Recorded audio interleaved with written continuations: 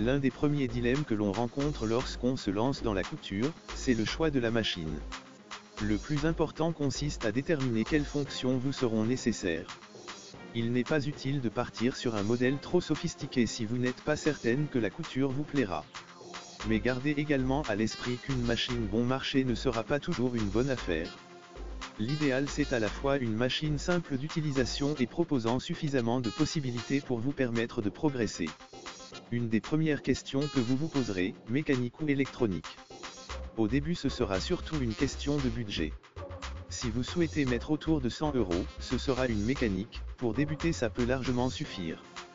Mais si vous êtes sûr de vous, et que vous pouvez vous offrir tout de suite une électronique, alors foncez. Les machines électroniques permettent une couture souvent plus intuitive puisque la machine s'occupe des réglages à votre place, beaucoup de réglages sont prédéfinis. Elles sont également un peu plus silencieuses et souvent plus précises, notamment dans la régulation de la vitesse. La graduation des intervalles dans le réglage de la largeur et la longueur de point est plus fine, certaines fonctions automatiques de point d'arrêt, des stops à aiguilles plantées ou levées sont proposées. En France, les ventes de machines à coudre ne se sont jamais aussi bien portées, plus 10% d'augmentation cette année.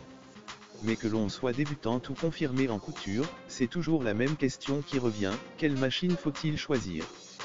Car entre les multitudes de références et de prix, choisir sa machine à coudre peut rapidement devenir un casse-tête. Faut-il alors privilégier les machines manuelles ou automatiques ?